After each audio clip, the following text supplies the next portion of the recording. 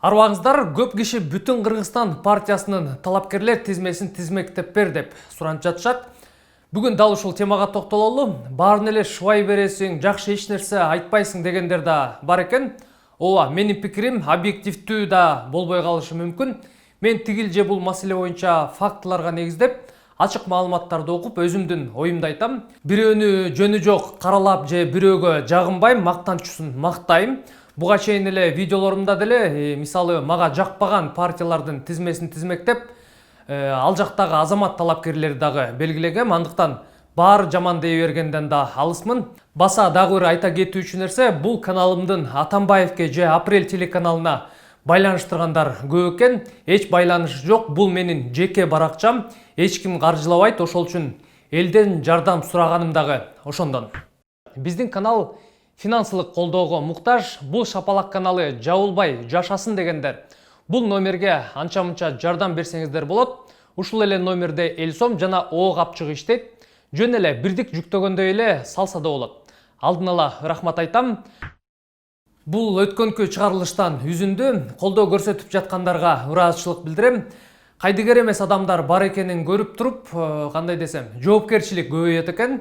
Эми бүтүн Кыргызстандын тизмеси боюнча башка партиялардагыдай эле баарынын купулуна толбогон талапкерлер да бар. Анда эмесе баштадык. Партиянын талапкерлер тизмесинин сап башында Адахан Мадумаров өзү турат. Мадумаров жогорку кеңештин 3 чакырылышында депутат болгон, саясатка 30 жашында келген, 95-жылы депутат болуп шайланып. Акаевке оппозиция болгон адамдардын бири болгон, президенттин саясатын ачык эле сынга алып, бат эле элдин оозуна алынып кеткен. Биз чырылдап аткан менен кийинки бала чаканы ойлошубуз керек. Эмне алып калып атабыз биз? Бир кирпичтен түзген бүт короо сарайлардын баарын Алпек Алымкулович менчиктештирүү эти болуп калса ушул жакшы болот бизге. Анан гүлдөп өсөт деп олтуруп менчиктештирип, тыйынга менчиктештирип олтуруп, анан бүт баарын талкалап, кирпичин кирпичтей, шиферин шифердей сатып, ошол жерде жыргап жатып калып. Бүт короо сарайлар аны да жеп жулуп жок кылыш керек эле, бирок бетон болгон үчүн туруп калды. Аны да чагып ичиндеги зымын алып чыгып Кытайга сатып атабыз, металл кылып. Калппы, жалганбы? Же Кыргызстанда болбой атабы мындай көрүнүштөр? Болуп атат. Мына хан сарайлар каяктан курулуп атат? Ошол бир сарайды 6000 сомго сатып алган кишилердин эсебинен курулуп атат ошол хан сарайлардын баары. Ошол менчиктештирүү. Экинчи бир маселе, калкты иш менен камсыз болушун көбөйтүү дейт. Карашо, завод Сельмаш заводду, эмне деген завод фабрикалардын баарын, оштогу текстилдин бүт баарын менчиктештирди. 15 миң, 12 миң, 9 миң, 8 миң киши иштеп аткан жерде азыр 800 киши иштеп атат. Ушулбу калкты иш менен камсыздандыруу? Ошол менчиктештирүүнүн негизги саясаты ушунда жүрүп атабыз. Аларга мен токтолбой эле коеюн. Чынында Мадумаров бир катар кызматтарды аркалаган. 2005 жылы төңкөрүштөн кийин 7-8 айдай вице-премьердин милдетин аткарган, кийин мамлекеттик катчы. 2008 жылы 5 ай спикер болуптур. Андан кийин коопсуздук кеңешинин катчысы болуп, 1 жылга жетип жетпей Бакиев менен көз карашы дал келбей кызматын тапшырып кеткен. Алдагы Мадумаровдун бетке айткан сапатынын кесепетинен болгонун азыр көптөр айтып жүрүшат. Мен анда мамлекеттик кеңешчилем дейт. Акыркыда 2009 жыл ушу күз мезгилинде экен. Сөздөн сөз чыгып Дайнар Үсөнов айтты дейт да. Мына дейт, биз коррупция менен күрөшүп жок кылып атсак, Совбестин секретары Мадумаров айтып атат. Бул коррупция биз 7-этаж тетиги немеге чедакка чейин чыгып кетип айтып атат. Дегенде тиги Бакиев чакырды дейт, Курман Салиевич. Чакырылачы Мадумаров деп. Анан Адахан аке деп айтты. Адахан аке кирди дейт. Киргенде Бакиев бир жарым сааттай ачыштал дейт да. Сен каяктан көрүп атасың? Каерден көрүп калдың? Эмне болуп атат? Дегенде Адахан аке сөз алып айтты дейт. Курман Салиевич, биринчиден балаңызды, экинчиден инилериңизди бүгүн жумуштан кетирип тазаланбасаңыз, сизди эртең Акаевдин тагдыры күтүп турат деп. Муну мен айткан жок, муну Мадумаров айткан жок. Муну эл мырза сатып алды деп айтып атат, сураңыз ошондон барып. Партиялык тизмеде экинчи болуп генерал Өмүрбек Субаналиев бара жатат. Кезинде уюшкан кылмыштуулук менен аеосуз күрөшүү үчүн комиссар Катани атка конгон, өмүрүнүн көп бөлүгүн ички иштер органдарына арнаган, министрдин орун басарлыгына чейин жетип, губернатор, депутат да болгон. Атамбаевдин саясатынын айрым багыттары боюнча каршы ойлорун билдирип, президентти сындап, бирок ал киши бийликтен кеткенден кийин эч нерсе деп айтып чыккан эмес, башкаларга окшоп. Ушунусу эркектик эмес эмне?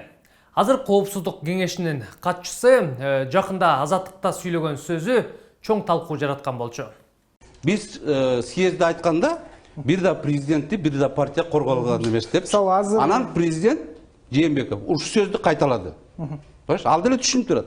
Бирок бүгүнкү күндө президент заложник болуп калды жанагы башка оюнчуларга. Президент эч ким укпай атат. Собесте айтпадыбы, таза шайлоо болсун деди. Сиз Коопсуздук кеңеш жөнүндө айтып атасыз, Нурбек мырза, азыр айтып атышат. Сиз иштеп жаткан учурда ушулардын баарын айттыңыз беле?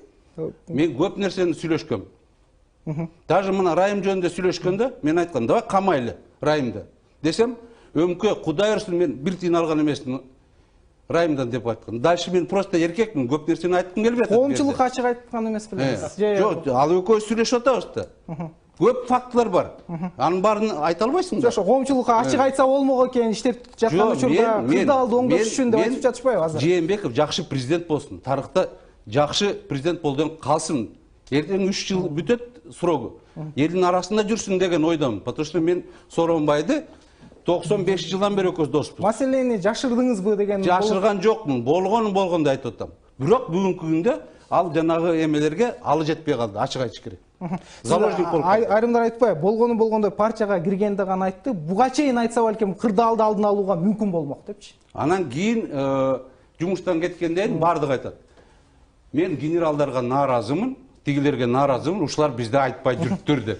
Мен айтып атам, генералым Субаналиев, антпеңиз, мыйзам жолунда болуңуз деп. Субаналиевден кийин Исхак Масалиев бара жатат. Ал азыркы чакырылышта депутат болгон.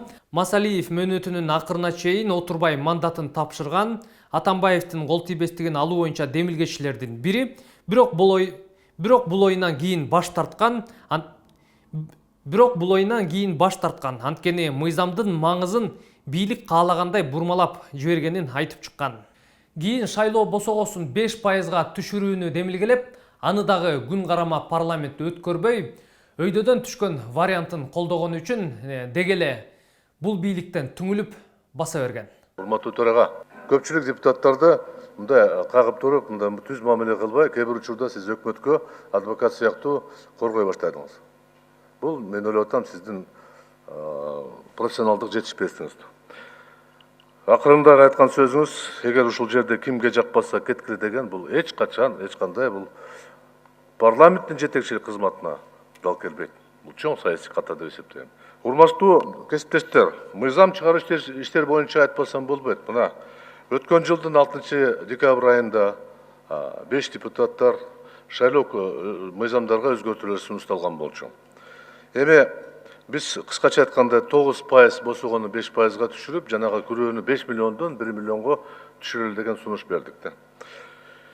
Бирок ал мыйзам долбоору ар кандай шылтоо менен 6 ай кармалып, мына бир күн мурда комитетте каралды.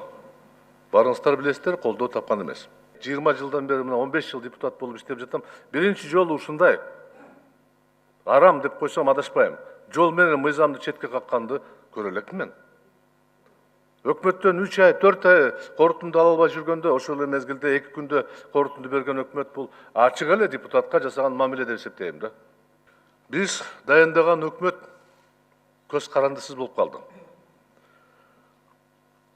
Спикерибиз айткандай, лапшаны кулактарыбыз кыйылып жүрүшөт. Өткөн жумада биз отчетту кабыл алдык. Депутаттар, жогорку кеңеш депутаттары отчетту кабыл алдык. Даярдаган кагаз боюнча турмуш соонун баары проблемалар чечилген, анча-мынча кемчиликтер бар. Бирок сыртка чыксак, турмуш башкача экен да. Акыбал оорлошуп баратат. Анан ар кандай жанагындай кыймылдар пайда болот. Ал күткөн нерсе. Урматтуу кесиптештер, болот, ошондой табылат. Качан оор болгон мезгилде, кыйын болгондо. Анан токтотуш кыйын болот аны. Мен пикирим, ушул акыбалда коронавируска каршы күрөшкө жогорку кеңеш түзмө-түз мойнуна алыш керек болчу. Эмнеге биз күтүп атабыз, президент баарын чогултуп тапшырма берсин деп. Андай болбош керек. Биз парламент ушул жерде тапшырма беришибиз керек. Кана антикризистик программа. Биз ушул жерде тапшырма бергенбиз. Бергиле программаны. Кана программа өкмөттөн? Жок программа андай. Демек биздин алыбыз жетпегендикти көрүп атат да. Көрүнүп атат. Бүтүн Кыргызстанда бизнестен бара жаткандар дагы жок эмес. 4-чү болуп тизмеде Айгүл Сатарова деген бизнес леди бара жатат. Ачык булактарда ал Айгүл Капитал компаниясына ээлик кылат экен. Тизмени мен толук карап чыктым. Башка партияларга салыштырмалуу ишкерлер бир аз аздык кылат. Эми алардын баарына токтолуунун деле кажети жок болсо керек. 5-чи болуп эмгек сиңирген артист Темирлан Сманбеков бара жатат. Учурда Балдар театрынын директору. 6-чы катар номерде жаш жигит Улукбек Тилектешов. Мурда бул жигит Иса Өмүркуловдун кеңешчиси болуп тур 2016 жылга чейин. Жаңы 13 деген коомдук уюмду жетектейт экен. Андан кийин дагы бир генерал Курсан Асанов турат. Генерал өмүр бою милицияда иштеген, акыркы ээлеген кызматы министрдин орун басары. Койташ окуясынан кийин ага иш козголуп кызматтан алынган. Болгондо да басмырлоо менен милициянын кызыкчылыгын саткан деп иштен алып коюшту. Мен сыйлайм өзүн кесиптештерим. Ички иштер министрликте жөнөкөй катардагы сержанттан баштап генералга ошондой кызматкерлер өтө жакшы. Бирок башка кеп. Арасында бир 2-3 эле кызматкер бар. Ушул окуяга кызыктарчы.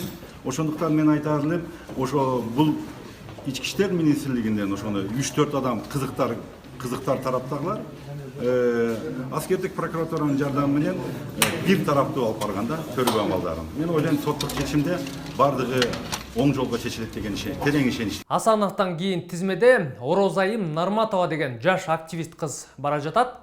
Ал убагында Садыр Жапаровду коргоп чыккандардын бири, мигранттардын дагы укугун коргоп келген. Жамы журтка болсо Ташиевке кайрылуусунан кийин белгилүү болгон. Урматтуу Камчыбек Кыдыршаевич, эсиңиздеби? Мен сизге кайрылып Facebook баракчасында жазганмын. Сиздин досуңуз камакта жатат.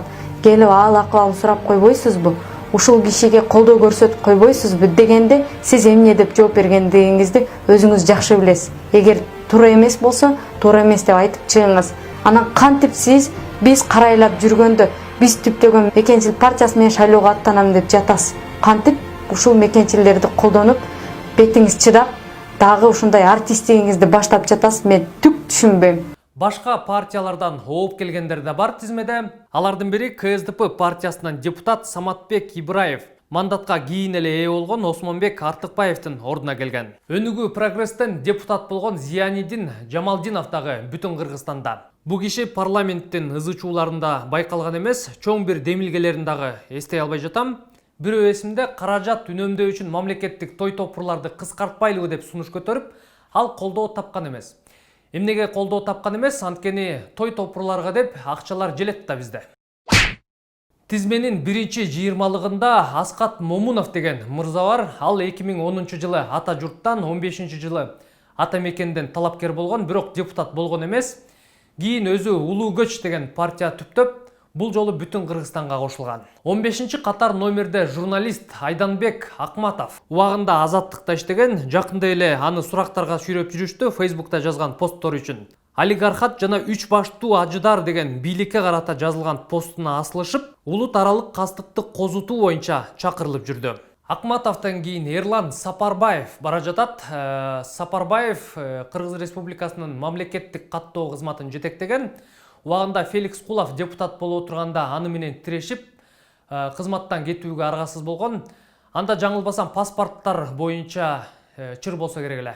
Ардактуу архитектор, жогорку кеңештин депутаты, бир убактарда төрага болгон Ишенбай Кадырбековго 21-чи орун берилген. Кадырбековду өтө маданияттуу киши деп билем, транспорт министри да болгон. 2008 жылы Бакиевтердин учурунда кызматын кыянаттык менен пайдалануу беренеси менен кылмыш иши да козголгон болчу. 2010 жылкы окуялардан кийин ал иши жокко чыгарылган.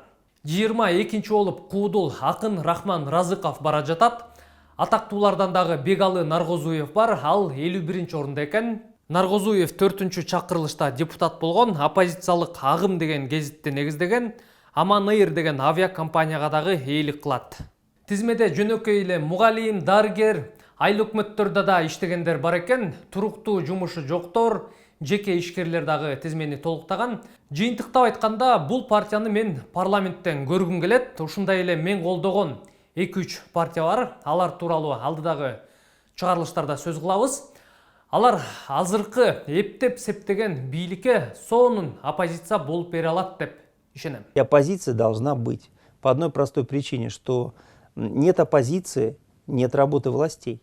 С какой стати власти должны работать, если ее ничего не поджимает? Кто будет говорить о том, что правильно, неправильно? Как это будут говорить депутаты, которые назначены властью? Как они будут выступать против тех людей, кто, по сути дела, и привел их в те или иные кресла? Азыр айрымдар ойлоп атса керек, Мадумаровдун кишиси турбайсыңбы, ошонун сөзүн сүйлөйт турбайсыңбы деп. Аны менен өткөндөгү маектен кийин дагы ушинтип жазгандар болгон. Анын кишиси эмесмин. Бирок ооба, колдойм, тааныштыгым да бар, аны жашырбайм. Аябай жакындан дебейм, бирок мамилебиз түз. Базарком, коммерсант же азыркы биздин саясатчылардай бүгүн бирди сүйлөп, эртең башканы сүйлөгөн киши эмес. Ошол сапаты үчүн мен аны сыйлайм. Белгилеп айта кетүүчү нерсе, бул материал үгүт материал эмес, эч ким суранган жок, акча да берген жок.